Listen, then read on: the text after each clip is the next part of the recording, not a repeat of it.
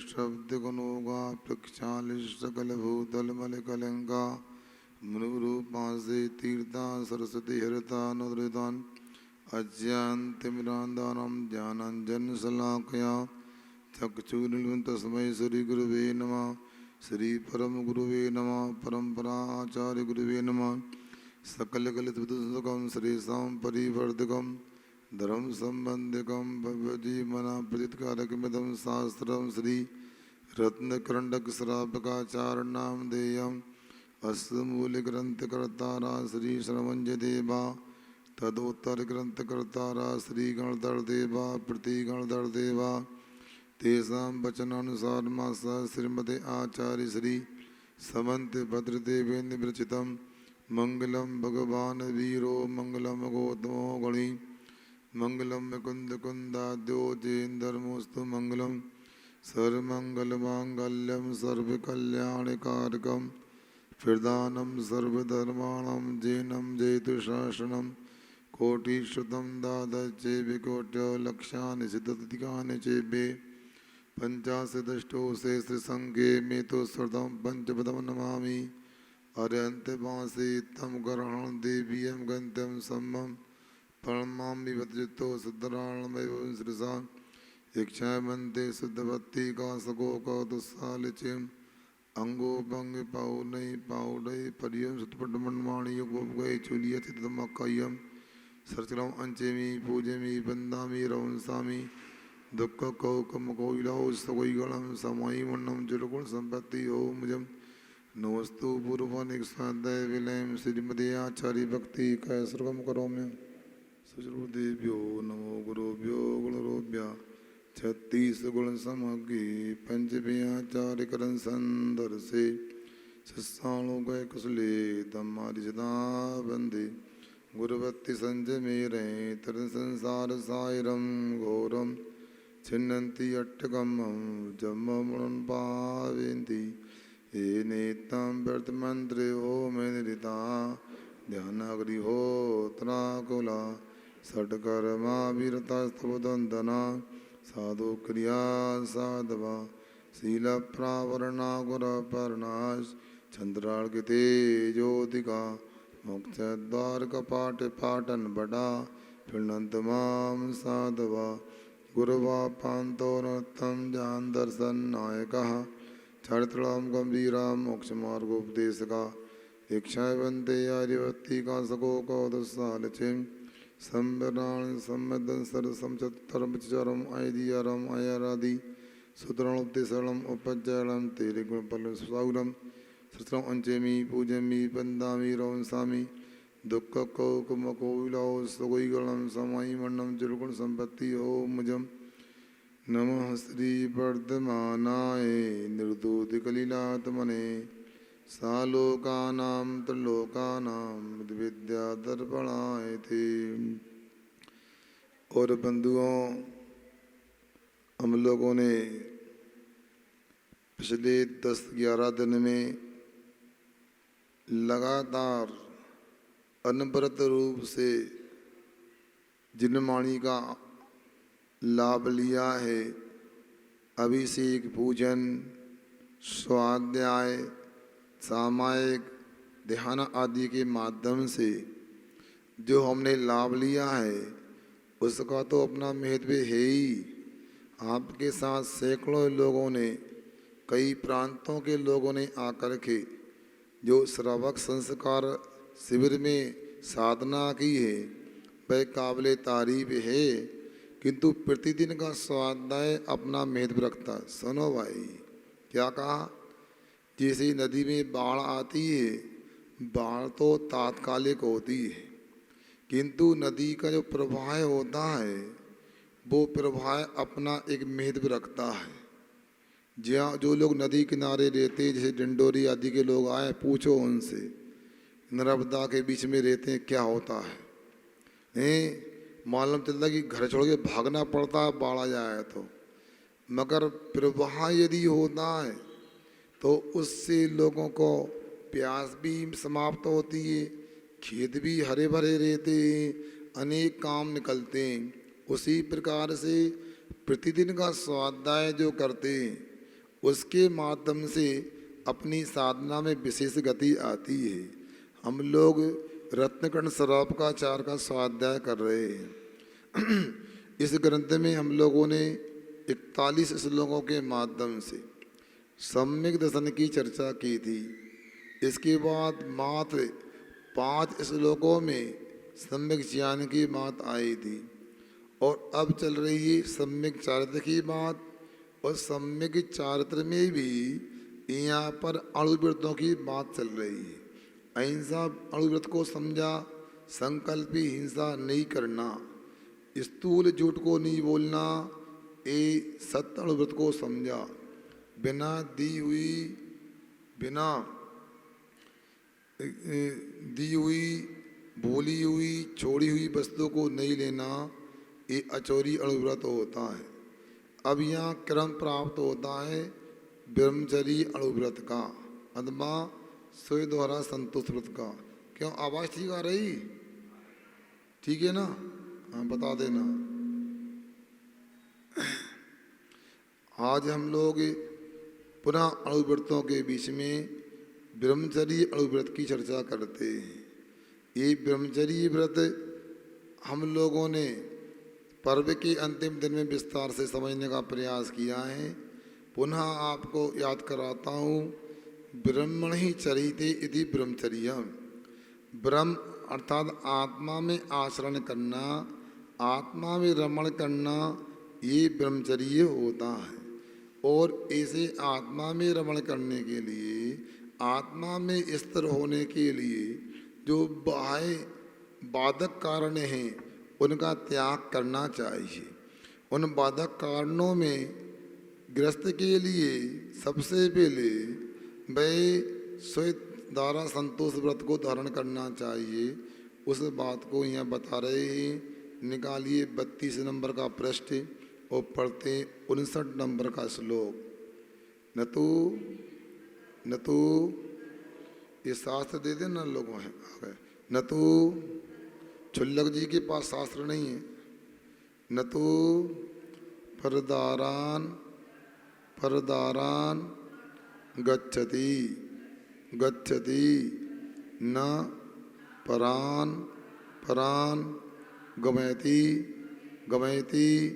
च पाप भीतेर्यत् सा परदार निवृत्ति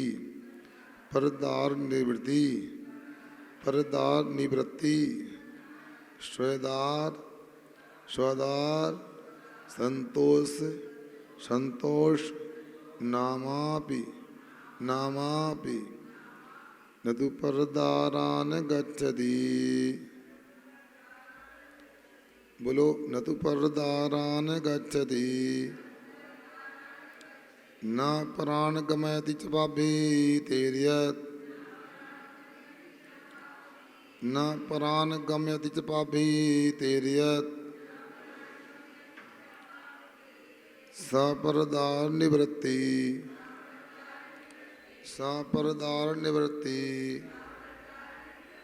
स्वेदार संतोषनामापि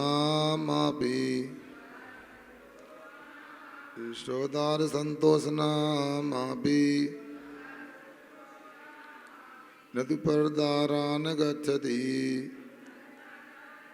न परान गमयति च पापीतेर्यत् सपरदार निवृत्ति स्वदार संतोषनामापि। बोलिएगा।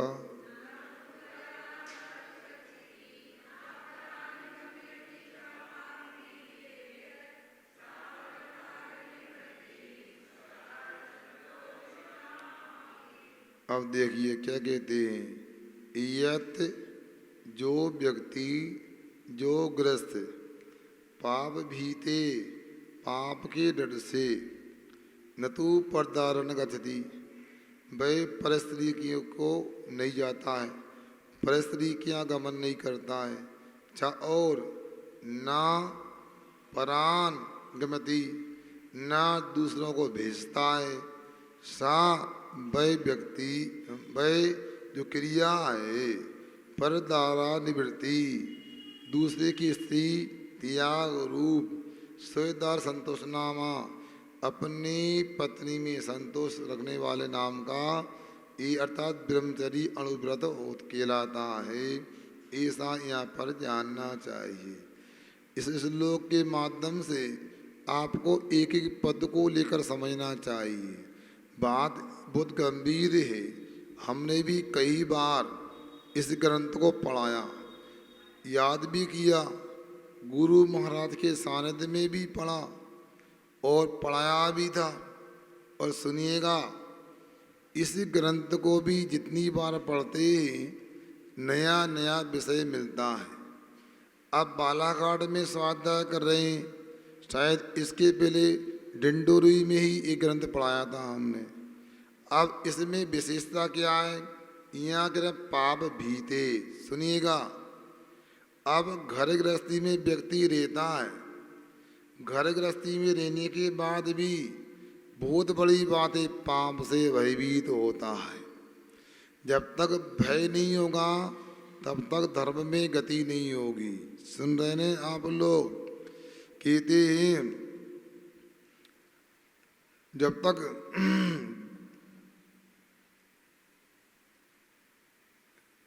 मतलब ये भाव ये है उसका, यदि भय होता है तो कुछ ना कुछ वो करता है। तो यहाँ पर पाप भी दे, पाप के भय से, कैसे भय से? यदि मैं पाप से भयभीत होता हूँ, इसका मतलब हो गया मुझे नरक जाना पड़ेगा।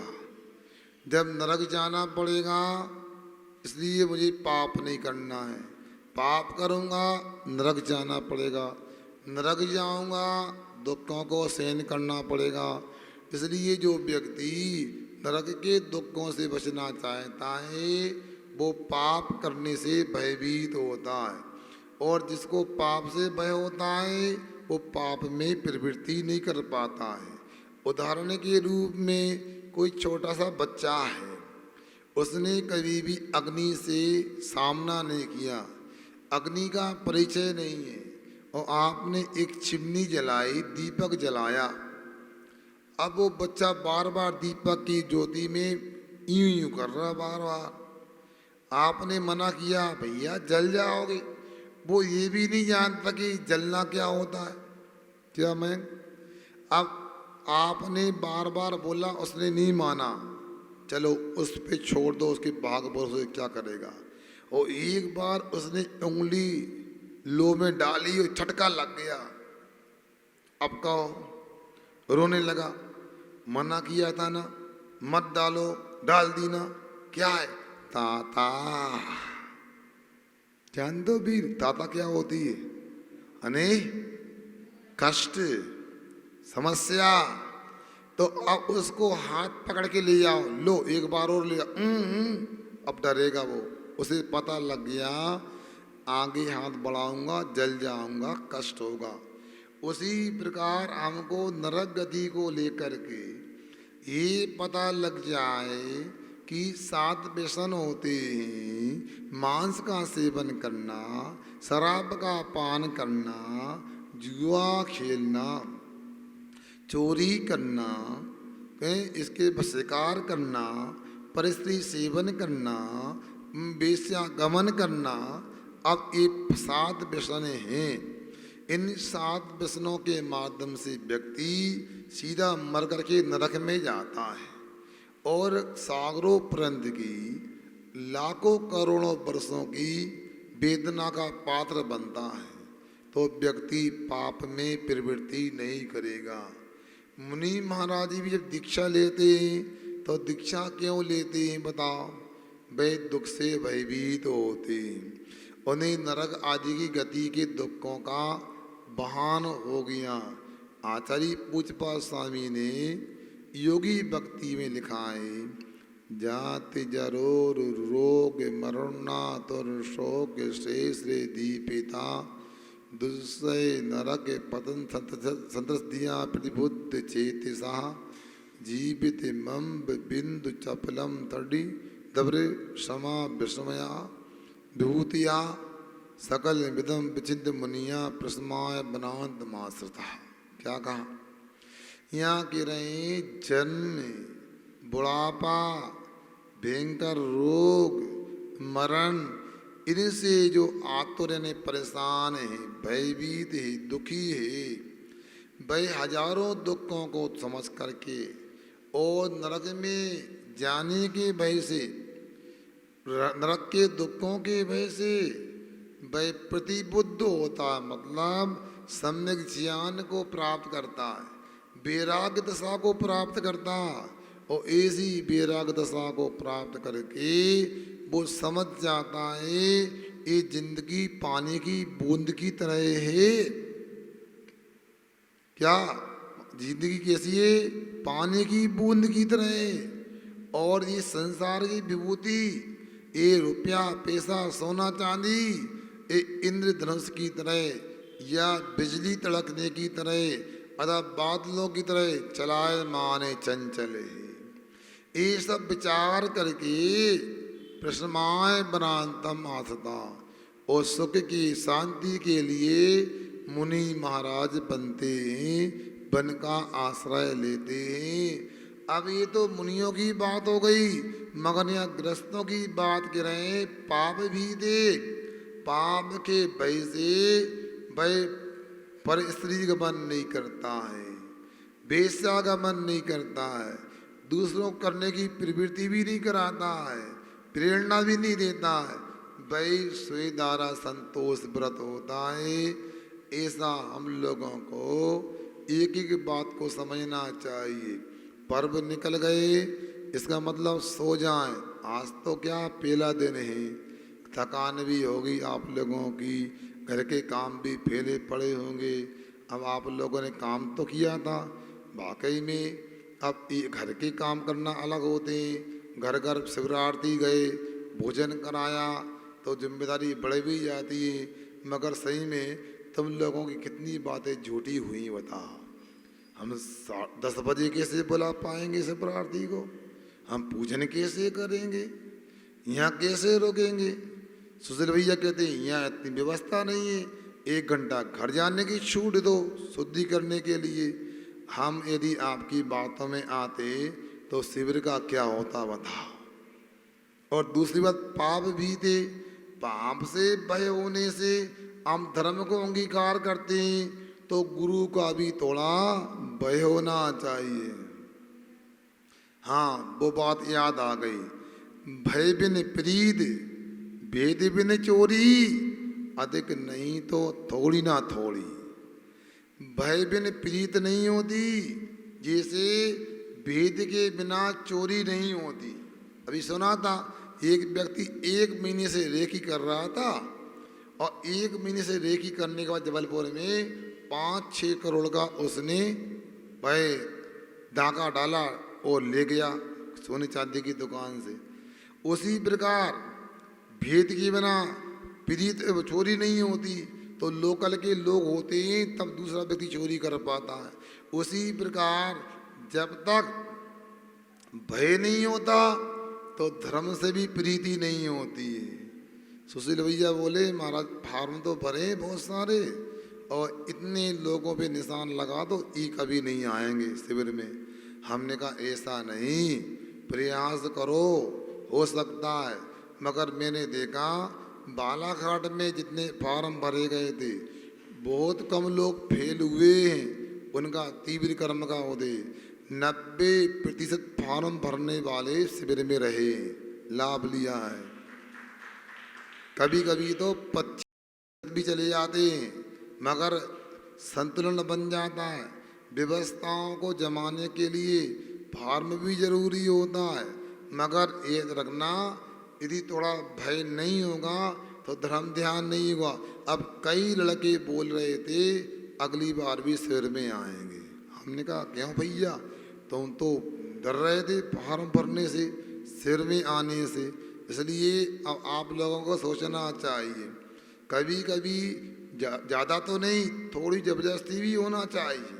छोटे बच्चे होते हैं, उनको यदि ज़बरदस्ती भोजन न कराओ तो बोलो बड़े तो मांग लेंगे, जो बोलना भी नहीं जानते मयंक भाई, उनको कैसे करना पड़ता तुमको पता नहीं। मम्मी से पूछना, जब तुम 2-3 साल के थे तो पकड़ के खिलाना पड़ता था।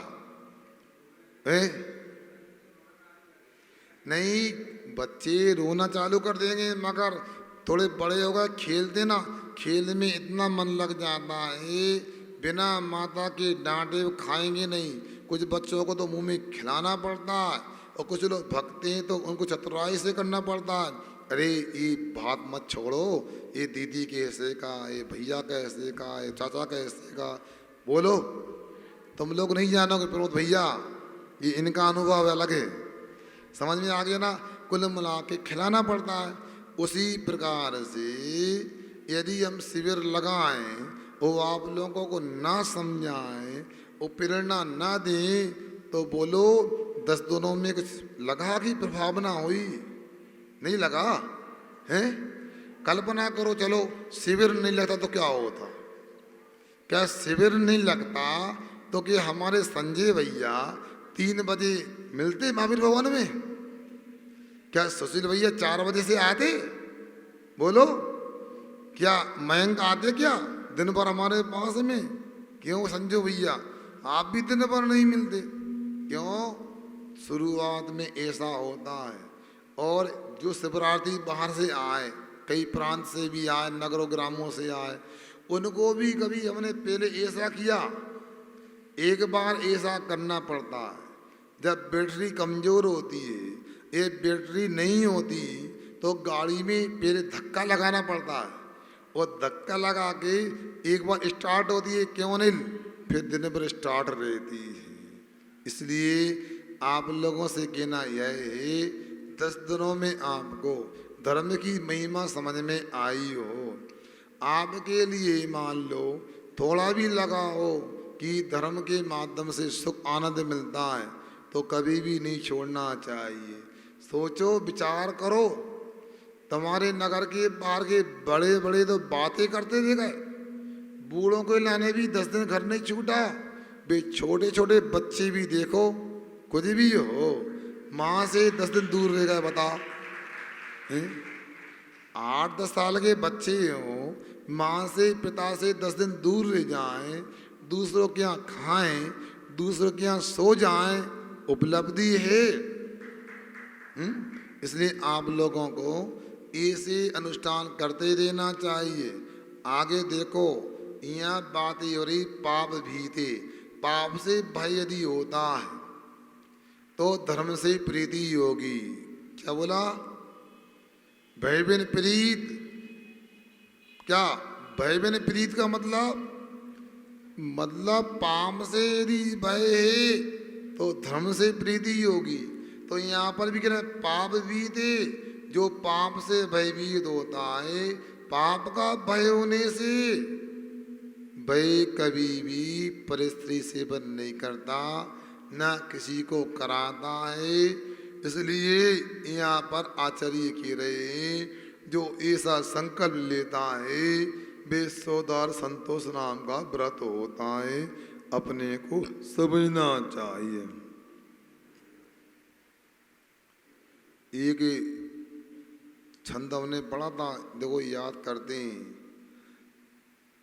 परधन पथरा जानिए परनारी तलवार।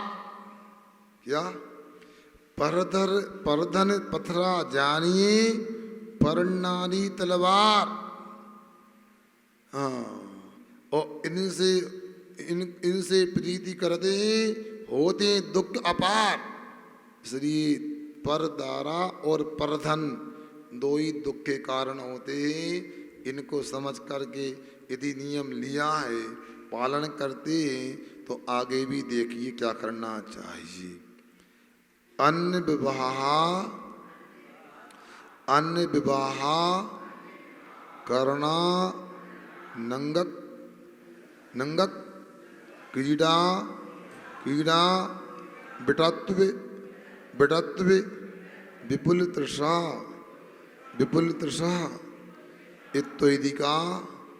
इत्तोदिका गमनम च स्मरस्य स्मरस्य पंचम पंचम व्यतिचारा व्यतिचारा अन्विवाह करना अन्विवाह करना नंग कीड़ा पड़त बल तृषा नंग कीड़ा पड़त बल तृषा इत्युदिकागमनं च इत्युदिकागमनं च स्मरस्य पंचप्रतिचारा स्मरस्य पंचप्रतिचारा अन्विवाह करना नंग कीड़ा पटत बल तृषा इत्युदिकागमनं च स्मरस्य पंचप्रतिचारा। बोलो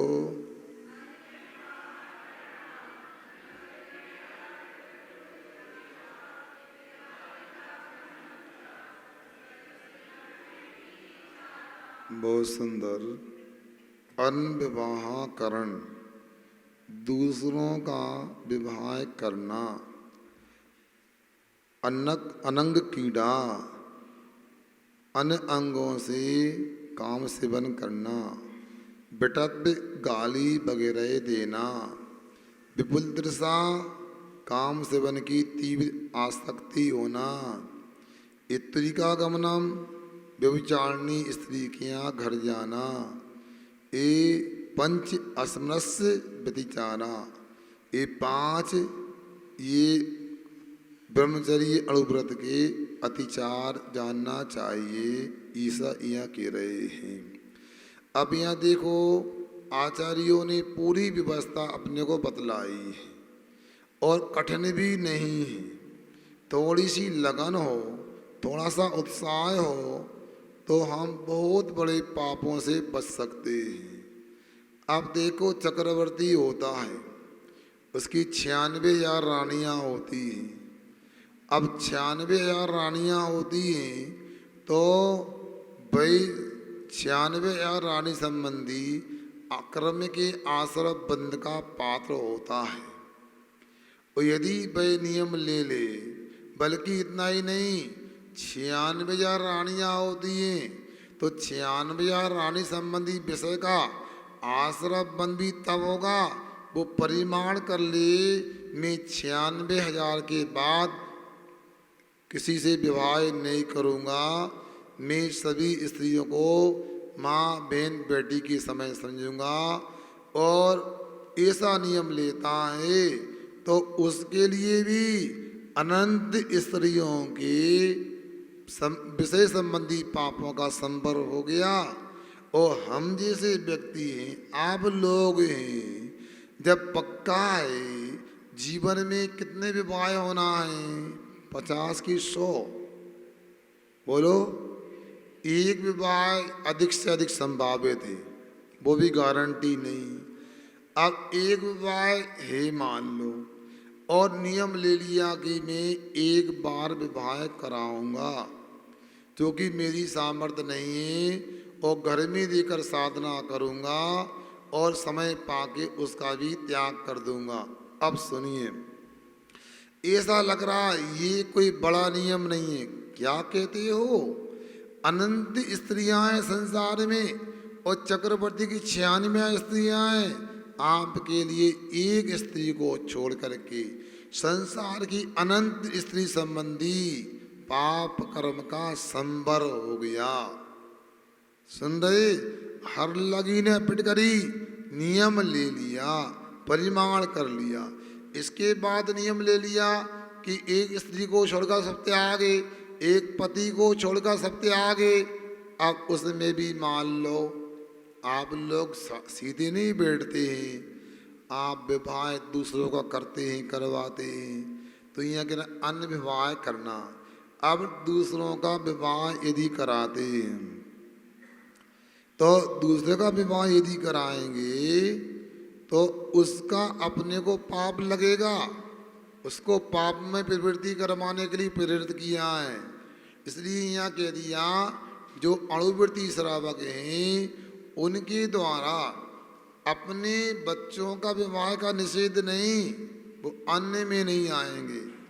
अपने भाई अपने कोई संबंधी के बच्चे हमारे आश्रय में रहते हैं, कोई भाई बहन आदि नहीं है, उनके बच्चों को रख लिया, उनका भी विवाह करने का निषेध नहीं, मगर दुनिया का ठेका ले लो तो पाप कर्म का आसरा बंद है। आपको हमने पाप उपदेश नाम के अनंत से परिचय कराया था अच्छे से, इसलिए आप लोग उस बात को अच्छे से ध्यान रखिएगा कि पाप कर्म का उपदेश जो देते हो पाप उपदेश होता है।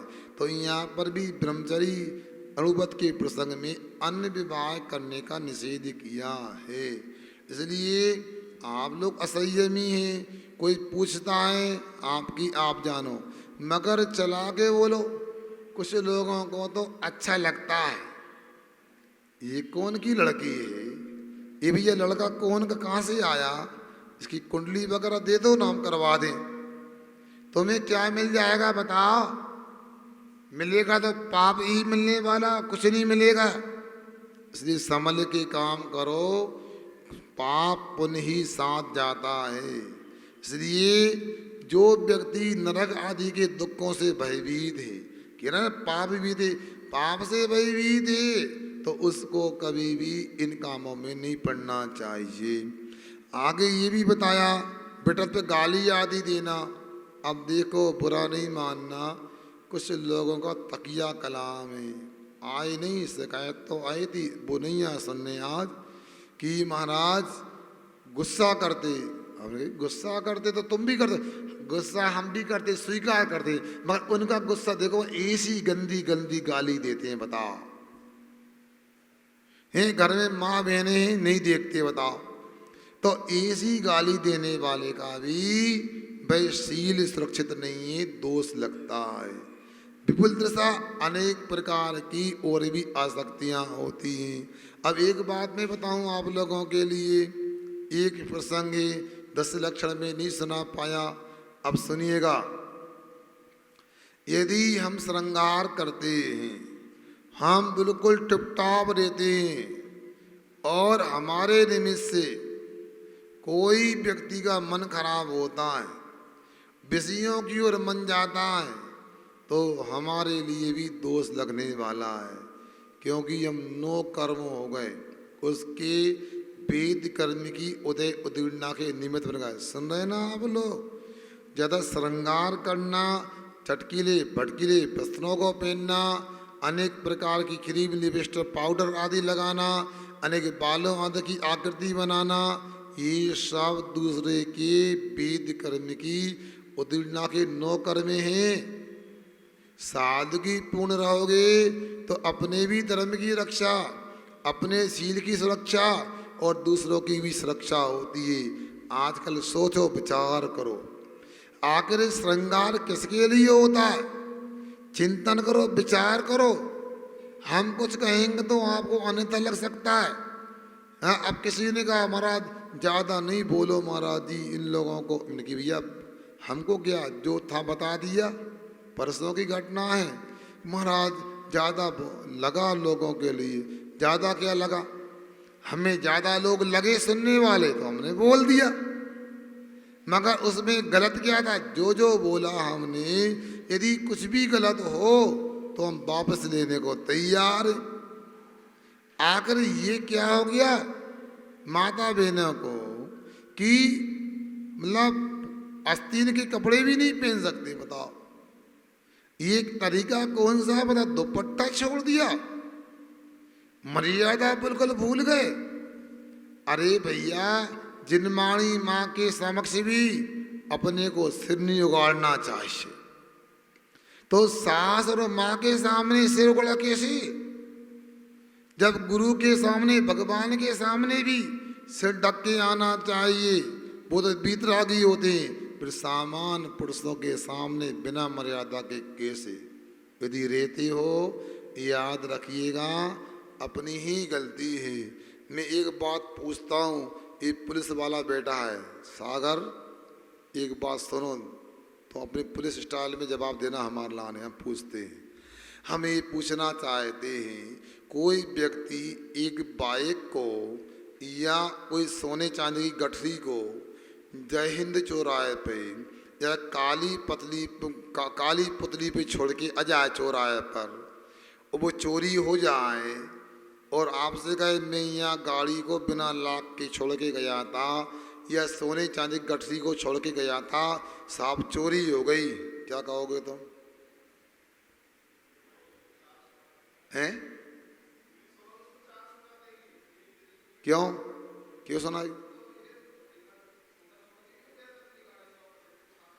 अरे हमारा काम छोड़ने का, पुलिस वालों का रखवाली करने का, चोर पकड़ने का।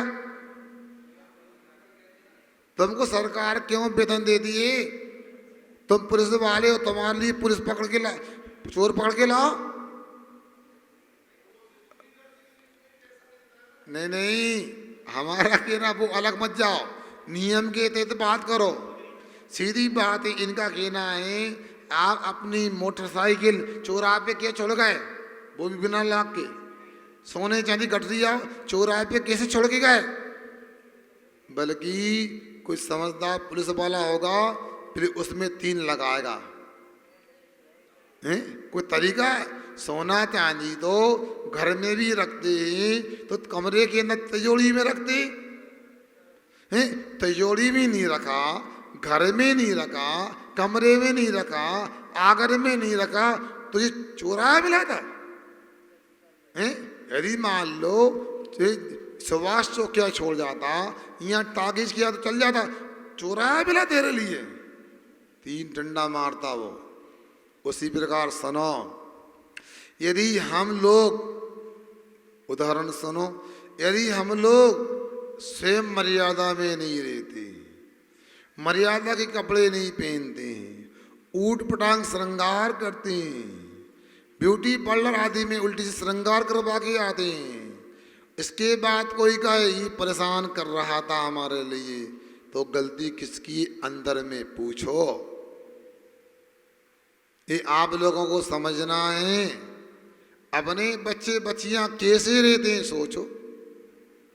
हमारे पास या तो आएंगे नहीं, आएंगे तो थोड़ी गनीमत है, मर्यादा में आएंगे, और जैसी निगाह चुराई और कभी दिखते तो लगता भगवान छठा काल आने ही वाला, थोड़ी देर बची है।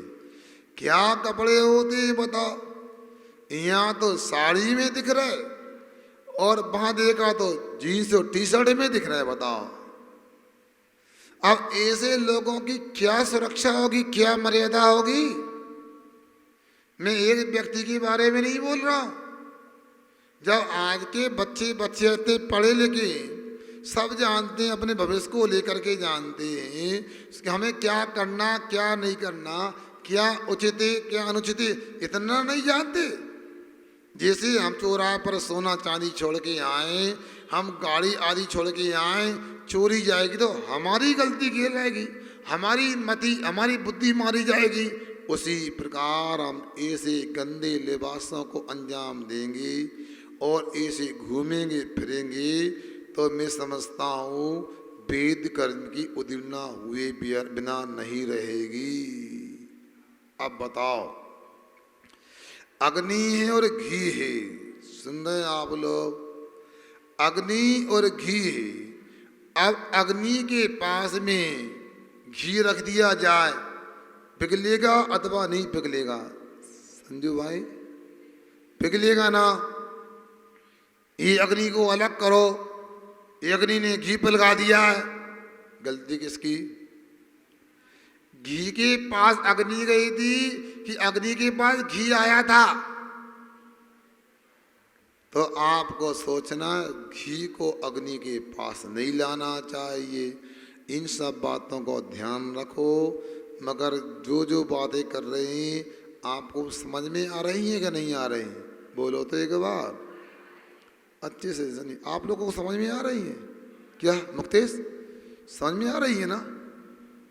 अब समझ में आ रही हैं तो आप लोगों को स्वयं को और अपने परिवार को संभालना, अनविवाह करना लिखा है। दूसरे के विवाह नहीं करना, क्या यदि करते हो तो अतिचार है। ऐसी अपने परिवार के बच्चों के विवाह करने की छूट दी गई है, तो अपने परिवार को, अपने बच्चों को मर्यादा में रखने की भी बात ध्यान रखना चाहिए। अपने बच्चे का विवाह करने की छूट दी गई है, इसका मतलब कुछ भी करते रहे, विवाह के पहले और विवाह के बाद भी ये रखो कौन सी मर्यादा है। वो माता नहीं, कुमाता है।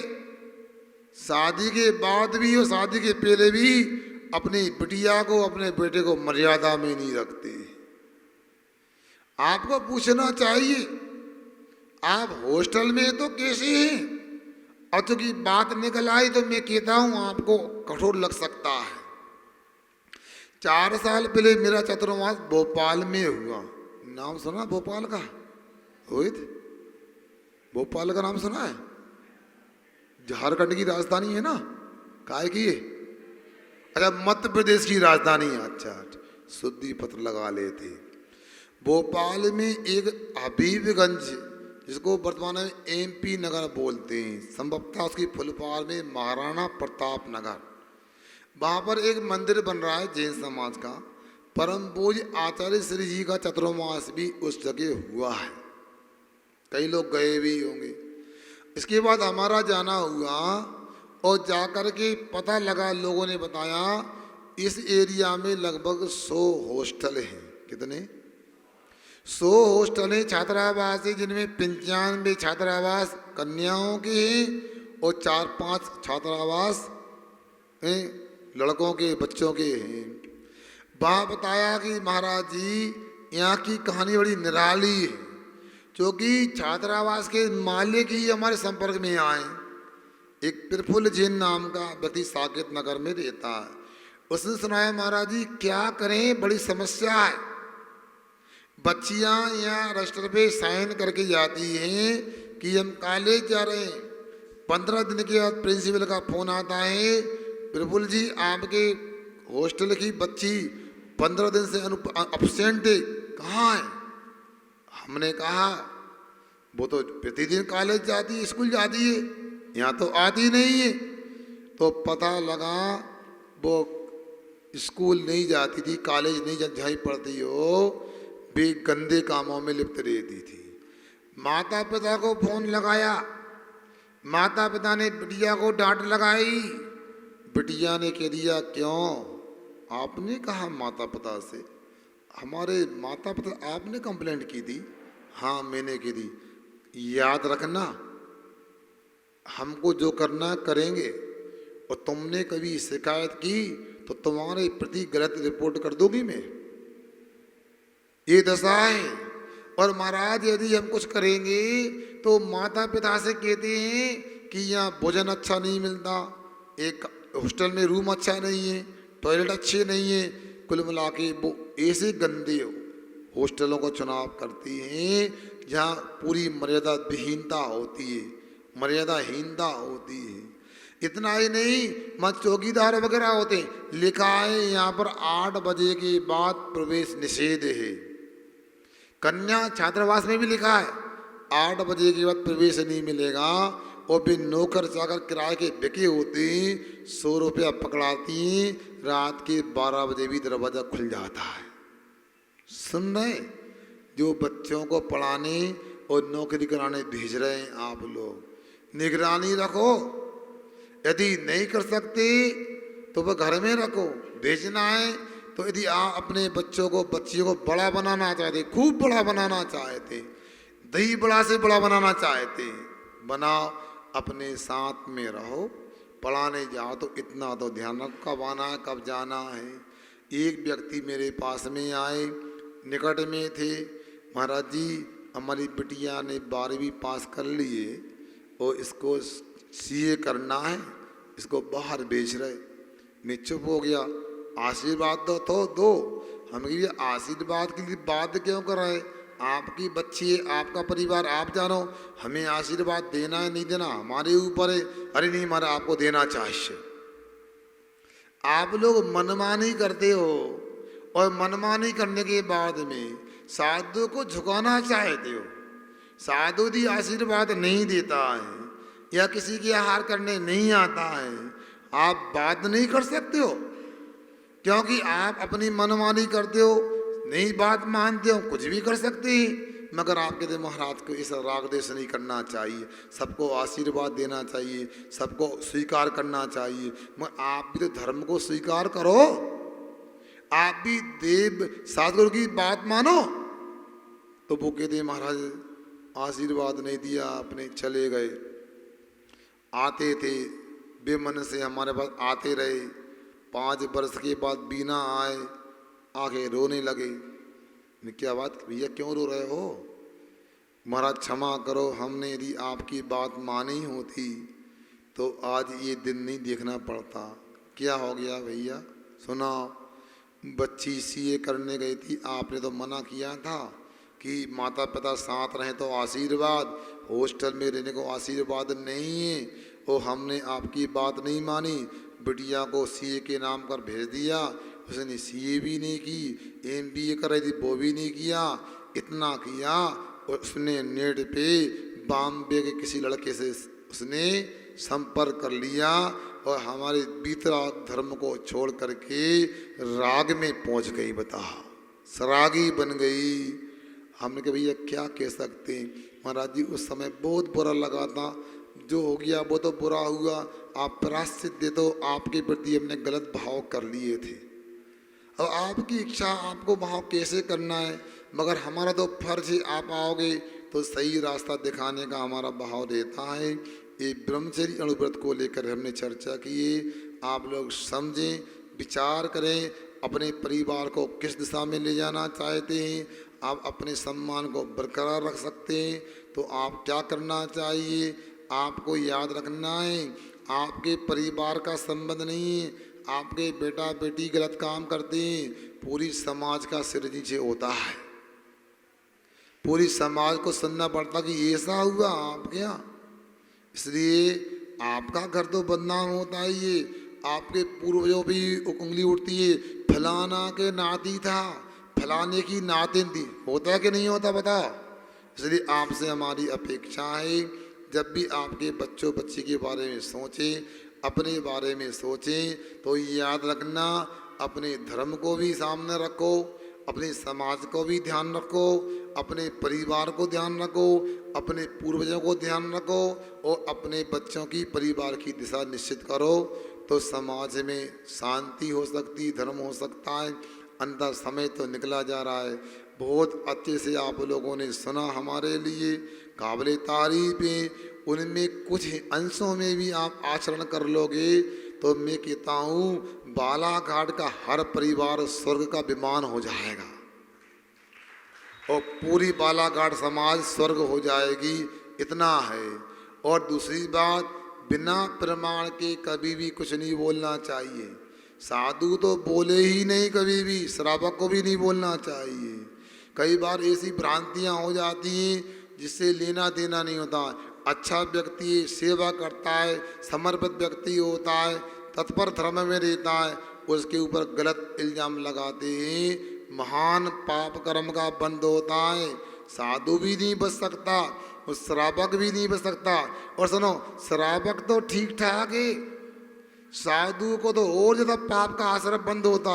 इसलिए कभी ऐसा होता है तो अपने को भी, यदि अपने बारे में कुछ बोलता है तो अपने को ये सोचना चाहिए, सीता जी को नहीं छोड़ा लोगों ने तो हम लोग कहाँ हैं। तो सीता जी ने उस समय ये विचार किया था कि देखो मेरा पूर्व का कर्म का उदय है, आज ऐसा यदि अपवाद हो रहा है, आरोप हो रहा है तो मेरे कर्मों की निर्जरा होगी।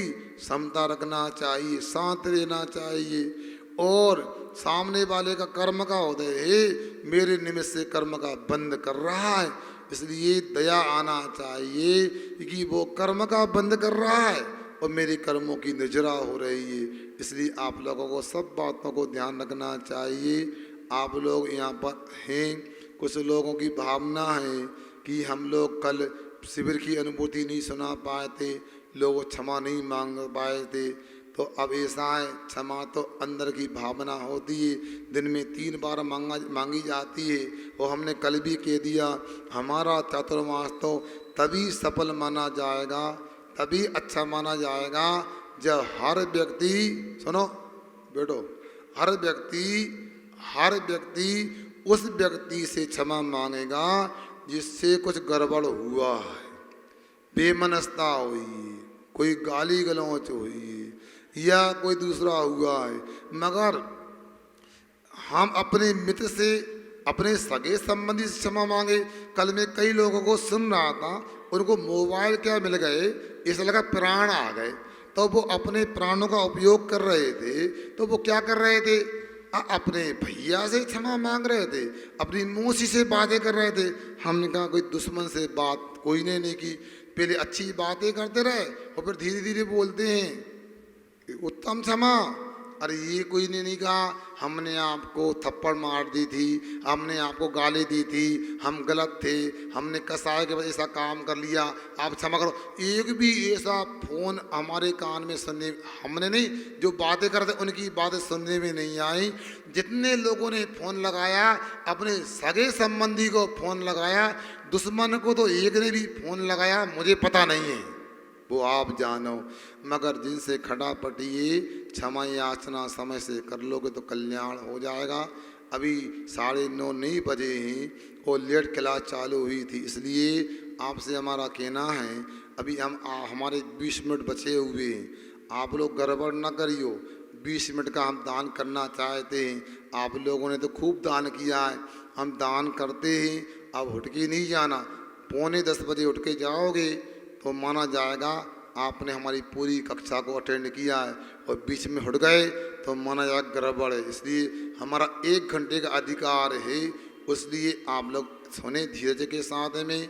और सुबह कुछ युवक लोगों ने कुछ पढ़ने की भावना व्यक्त की थी, और बताओ जिन्होंने बात की भी एक ही नहीं आए, और पढ़ने आए तो कौन आए, हमारे आशीष पढ़वे आए। मगर अब कल से हो सकता है सब लोगों से बात कर लेना तो अच्छा रहेगा। देखो हमने कहा था ना, जब जागो तभी सवेरा है।